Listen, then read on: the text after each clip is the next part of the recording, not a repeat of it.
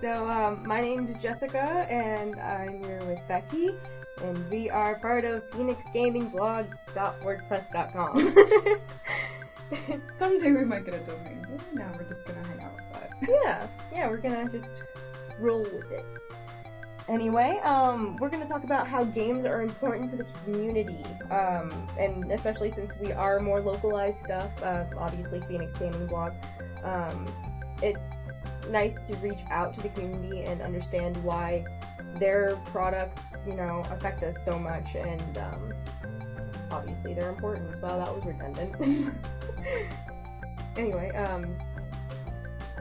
we've been trying to cover a couple of educational stuff, producers and stuff like that. Cronkite's got a lot to say about that. You did a lot of work with Cronkite in their innovation lab. What did you learn? Well, I talked to Rita Hill, who she does do the digital media and innovation lab here, but she also teaches a video games class. I don't think it was here this semester, but it'll be back up next semester. And it was just really interesting talking to her, because the reason she started that class is because she saw a demand for it in her digital media innovation lab. So enough demand to start an entire class, and I think journalism students realize that video games can be used as storytelling tools because they help immerse readers into what they're trying to say. So, it gets people immersed in the situations that they're trying to describe. So, writing is awesome and videos are awesome, but I think video games present a whole new digital exploration and a whole new addition to something that could get people to understand it better. So, for instance, the Cronkite students for News 21 created, they wrote all about how, veterans are coming back they're coming back to the United States, and they're having trouble, trying to get benefits and all the stuff they have to do. So they made an entire game about it, and it was just a choose-your-own-adventure kind of thing almost. And you had, a time that your time was running out, basically, and every choice you made had a consequence that took away days or, a lot of the consequences were negative, so it was pretty interesting. So them using video games as a tool to explore topics is really, really beneficial, I think. That's hard-hitting. Yeah, for sure. And then, another one was, the other guy that's going to teach it with her, he created this game for, I think it was Wired, and the article was all about, Somali pirates on, the Somali coast and how they take over, different vessels. The whole game was basically, attacking different vessels in different sizes and negotiating for your reward, and there were different choices that you had to make to be to come out successful as a Somali pirate. So it was just it was really interesting, and it helped me understand the concept better and the topic better. Yeah, that sounds awesome. What were the names of both of those games? The Somali pirate one was Cutthroat Capitalism, and then the Cronkite one was it was something I have to look it up really quick. It was could you navigate through the VA or something? I have to look at the blog. Hold on. It was, can you make it through the VA? So that was really interesting. And then it all talked about different veterans and how they had to navigate through the system basically to get benefits and stuff. And then, by the way, that guy's name that created Cutthroat Capitalism that's going to be teaching it with Rita Hill is John Shannon Perkins, and he's developed a bunch of other video games too that are really interesting. I haven't gotten the chance to play all of them, but Cutthroat Capitalism was really, really interesting. And if you go to our blog, I did a little photo slideshow of it too, and there's a link to it so you can play it too. I wasn't very good. I wasn't a very good pirate. I wasn't very successful at negotiating for things. It's okay. We weren't successful with Mere Reflections by Broken Edge Studios because apparently we're not good adults. Yeah, I think that's one thing we've learned so far covering stuff and playing the different games is that you have to get a knack for them before you get good at them.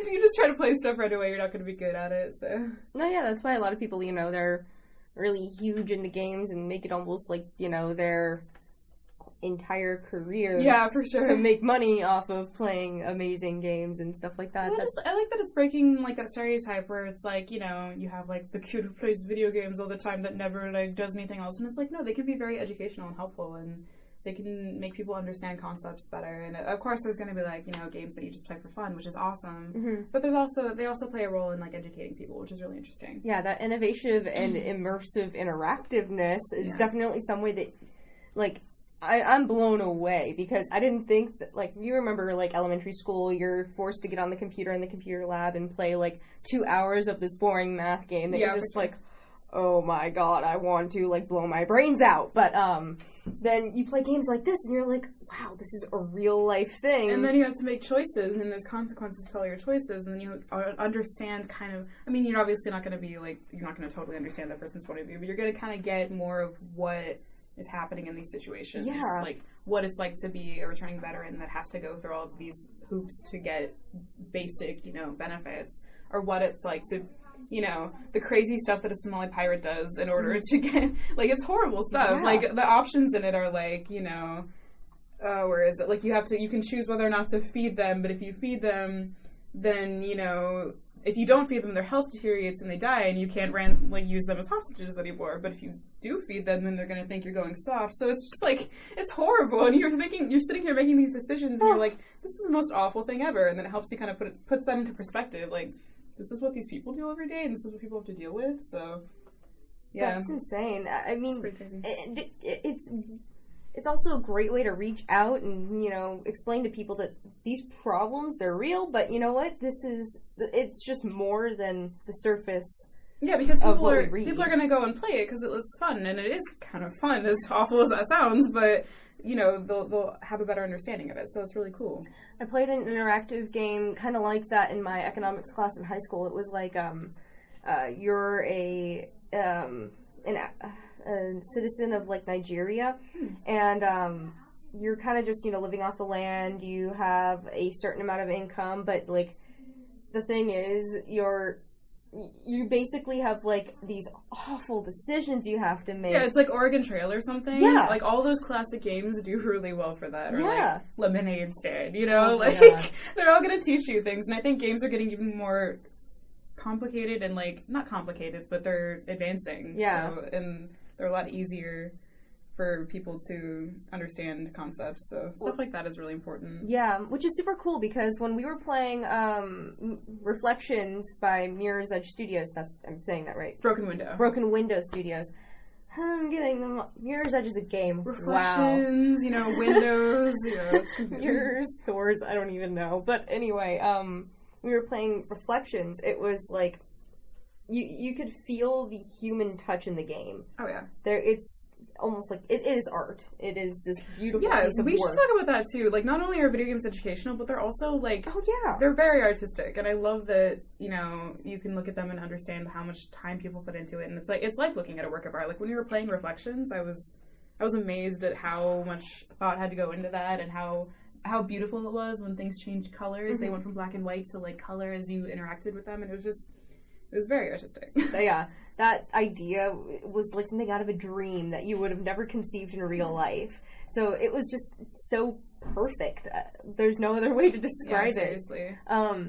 Same with oh shoot, what was it? There was I went to a gaming, like, little meeting with Game Collab creators, mm-hmm. and one of the creators, I think his name was Brandon Green. He has his own gaming studio from his Cronkite days and stuff like that. Or Cronkite days. His ASU days. Oh, I was like, he was a Cronkite. Yeah, no, he's an ASU major for video games and stuff like that. But he created this one game, and, like, it had no, like, real life purpose, I guess. Not like the other games we've been talking about. It was a 3-dimensional version of the Mario, what? Like the original Mario Bros, Super Mario Bros system, like, where you're jumping over things. He made that 3D, which was super weird. I could show you. I'll probably make a video of it this weekend. Yeah, for sure. It's insane. I can't fathom how interesting it is, because it's like a straight line. It's basically like a runner game where you're going over things. You have to, like, you know, destroy things in your path, like, you know, the Goombas or the turtles or stuff like that. Mm-hmm. Yeah. It was definitely really interesting how people can take that art style and then make it their own. It's like music in a way, but yeah, for sure, it's beautiful and interactive. Yeah, that's the coolest part, is, like, a lot of art, it can be interactive, but video games, you're, like, in it. You're just, like, literally doing it, and so it's really cool. I love that, like, it can be an interactive art form, and it also can be educational at the same time. And then that's kind of why we're doing it. I think that's why we could have picked any topic we wanted to do for this blog, and we chose gaming because there's just so many things there's just when you make video games, you explore different concepts, and it's the same as like a TV show or a book, but people can actually put themselves in the story. Yeah. And so that's I don't know, that's what inspired me to like be into it. What inspired you to be into it? I have always watched playthroughs and stuff like that, and I don't know, I broke college student, don't have the money to actually buy the games or the equipment to do playthroughs and stuff like that. So I thought, maybe I could show the world that these people make these playthroughs because it's a form of, experience of another person's art style, experiencing somebody's creative ideas that they can't, put onto a canvas, but they can put into something that you can immerse yourself into. Yeah, and it's just, that and is just, like, so fun. Like, that too. It's so fun. It's just so interesting to, like, look at all this stuff. And I think Phoenix has its own unique, like, it has so many developers, and it's just, I've seen some of the most unique games come out of it, and some of the most silly ones, but they're really fun. Like, you can, like, there's, like, almost this aura that Phoenix gives off in the gaming community. It's this just relaxed, like, people want to profit off of it, but they also, it's what they do. It's they're what like they chill, love too. It's very... Oh my gosh, yeah. Like, there's no conflict, like, at least on the surface. Yeah. There's no conflict that you can really, like, pick up from a game. It's all just, whatever a creative thought process, happened with some gaming developers and creationists stuff and junk. I don't know. I couldn't end that sentence right. But I think I know what you mean. Yeah. They're all unique, and I like that Phoenix is digging out its own style of gaming in a sense. Even if it's not cohesive, it's everybody has something different to bring, and it's really interesting. Which is why I love indie games, because people can create. They just do whatever they want to do, Yeah. It's like it's like the brain children of all these developers, and they're able to explore it. And I think that it's getting to be more important to people as time goes on, like looking for specifically indie games. I mean, me in particular, anyway, I'll always go on Steam and try to figure out what the smaller ones are, because they always tend to be better at storytelling. Yeah, which is really important for me as somebody who plays video games. But I mean, that being said, I always want to go to, like, shoot zombies and stuff. Yeah, right? But at the same time, you kind of want to, like, oh, what else is there? Yeah, like, having a good, well-rounded variety of stuff is really interesting. I think Phoenix is definitely doing that. Oh, yeah. For sure. Oh, yeah. Especially with, like, the new innovations with the cardboard devices for your cell phones. Yes. And, I will play Wizards 1984 later. Cool. And I will let you know how it is, and I'll make a little photo gallery, so. That sounds awesome. That'll be on there later, just like, what else are you doing later? The 3D Mario one? Yeah, I'm gonna do the 3D Mario one. There's, spoilers, there is a game coming out sometime in January called Geo, also created by Brandon Green, and it is about, it's just a little phone game, and it's a puzzle thing where you have to make explosions and get a ball to a goal, basically. Cool. It's so minimalist, but like minimalist games show like the most refined ideas from some people's imaginations, and that's what I love about Geo. It was difficult. Like, at first I'm like, okay, alright, this is, pretty easy. It seems like something that you could probably just do in, like, a car ride or while you're bored or something. It starts to incorporate, like, some scary things with the game, like, water. If you get the Geo in the water, it drowns, and basically the game is over. And you're just like, oh, alright. I feel like, there should be a place for, like, people to get something on their PlayStation or their Xbox, but, like, for people that aren't as into it, and for people that aren't going to go out and buy an Xbox or something, I think, like, Steam and, like, mobile games provide, like, everybody, like, it can get people into gaming that wouldn't normally be the type of people to go buy a PlayStation or something. Yeah. So I think that's really good that not only is it a variety of types and styles of games, but people seem to be producing, like, different platforms. Because they understand that people can't go do all that stuff. Yeah, for sure. Yeah. And then now that, like, the cardboard, like, it's, like, open source, like, anybody can kind of probably make one, and then people can start immersing themselves in that sort of, like, virtual reality world for, like, not that much. Yeah. So it'll be really interesting to see how much that develops, and I'm stoked for it. I still need to go get one, like a little cardboard guy. They're only like $20, right? It's not. I'm not sure. Like, my roommate got one in the mail from the New York Times. Oh, wow. So yeah, like the New York Times just sent one with our Sunday paper. So, but I'm sure that you can get one somewhere for not that much. I haven't done the research on it, but yeah, I wouldn't imagine it'd be that much. That's so cool. And you can just like slip your phone into it, and then there's like a little button at the top, and you just like it's like this whole virtual reality world. Like we were playing. There's like a whole app for it on I'm not sure. I think it's Android and iOS, but you can. It's just different scenarios that random people have made. So like we were playing one the other day where it's just like these creepy, like it's like this horror setting, and it's not even a game. It's more like you're just looking around at different stuff, and it changes, and there's like people behind you, and there's like disappearing things no matter, you know what I mean? Oh my so gosh. Even stuff like that is interesting too. That's terrifying. Yeah, it was pretty. I mean, like that's kind of like how Grave is, though. Yeah. Like, also Brooklyn Joe Studios, like with the Oculus Rift, when you're looking around, I was.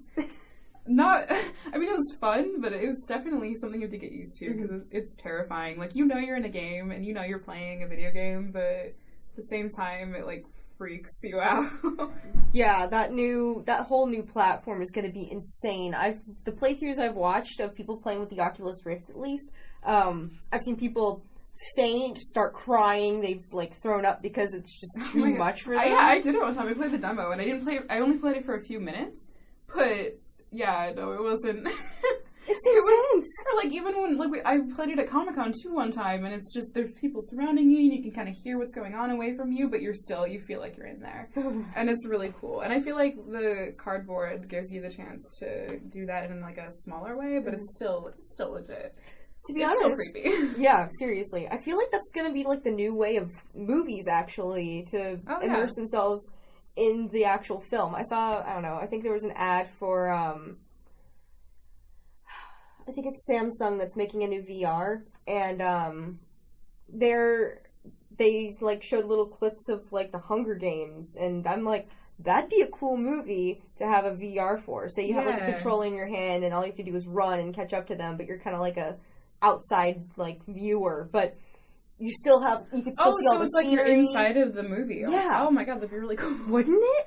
See, awesome. I swear that's where movies are going. It'd be insane. And that's the thing too, is like, I don't know what it is, but whenever I go to like a 3D movie, like my head ends up hurting, but every time I play like virtual reality stuff, it doesn't. And I don't know what the science is like. I think I need Bill Nye up in here right now. But I don't actually know what it is, but it like works. Like, it doesn't bother me, and it's really interesting and very immersive. Yeah. Yeah, I've always, I've never been a fan of 3D movies either. It's right? Just, I'm like, just like, oh god. Ow. But I could stare at a screen for like 16 hours on end. For sure. Yeah, I think that is the way it's going. And then, I don't know, you want to talk about kind of what we want to do with the blog? Oh, yeah. So, I guess what it comes down to is that after this semester of getting this blog all finished and prime and stuff like that, it'd be really cool to keep going forward with it because, first of all, I don't know, it's my passion because I love, like, the interesting parts of journalism that you could go into with gaming, movies, I don't know, interactive things. And it's a source of the community that not many people know about and needs to be brought to light. Yeah, for sure. Yeah. That's why I like it too. And it's just so fun. And you meet the most interesting people. Like, when I did my internship for AZ Tech Beat, I liked covering other stuff like startups and, stuff like that. But video gaming was my favorite thing to cover because it's just like the most interesting people, and you get to tell people about these stories that people created and what they used to create it and all the tools they used and what the story's trying to say. And it's really fun. And I would love to keep going with it too, just because it doesn't even feel like work. Like, it's just so fun. No, it's not. And that's why I loved it. I mean, we heard other projects in the class, and they were definitely very helpful for the community and everything, bringing to light some of the, more in-depth aspects. Yeah, the serious things. But which is important. Yeah. But they were kind of stressed. Yeah. And it sounded almost like... it's for a good cause, but it's just so, I don't know, it definitely break my heart. Yeah. I mean, I like to think of myself as a strong person, but I wouldn't be able to do that alone. For sure. But like this, you could work on it like as a freelancing thing. Yeah, or just like a hobby. Yeah. So I think we should totally keep going with it. Yeah. Maybe get more people into it. And Game Collab, I mean, they've done so much with the community. Ben Reichert and all of the innovators of Game Collab have brought everybody together because, I mean, it's hard to find, special designers for things, people who know the coding for the programs, know how to use all of the design programs, and can create their image. So that's something I'd really like to keep covering because I never knew that part of the world existed. For sure. And I don't know if there's anything similar to Game Collab in other big cities, like in LA, or if, like, they have just like a directory. I don't know. But that's what Game Collab is. They're a directory for gaming entrepreneurships and stuff like that in Phoenix. So that's something I'd like to go forward with. What about you? Yeah, I mean, I'd always love to help with stuff like that, especially since it's such like a community-oriented organization. That's something I'd like to help with too, and just like covering different games as they come out or doing game reviews just sounds so fun. Oh my gosh! Like right? if I'm off doing something else, like job-wise, I'd still want to come back to stuff like this because it's doing reviews and talking to people and interviewing people about stuff they like made and things that artists have created is just one of my favorite things to do. So it's almost like a hobby at this point. Like, I would totally love to keep doing that. So and I think we should go. Like, we're probably gonna go forward with it. I'd love cool to. Stuff. Yeah, especially with Ben because he's such a great guy. Yeah, for and sure. I think the one review that we did together was like really fun. I know, right? I want to buy more. Right? Yeah, and Broken Windows Studios. I'm definitely going to keep following them just because they're so cool. I know. I feel like they're going to do a lot more. I love their style too because they do like interactive. Like it's almost like each choice you make impacts how the game is going to end up, and it's just really cool. Yeah. So, there's a lot of other awesome developers too here that we can keep focusing on and keep reporting on. Of course, yeah. So that's basically in a nutshell. Yeah, that's cool. Why we are Thank here. You guys. What we have done. Yeah, if you are listening to this, you are like our best friend right now. Hopefully this does continue, and we will do collaborations with Game Collab. Maybe Broken Windows, maybe AZ Tech Beat. I don't know. We'll see what happens. Yeah. The future is ours to seize the day. Whatever. Anyway, I'm Jessica. I'm Becky. And this is Phoenix Gaming Blog. Wow. All right. Phoenix Gaming Blog. I'm going to edit that. Anyway, have a good one, guys. Thanks.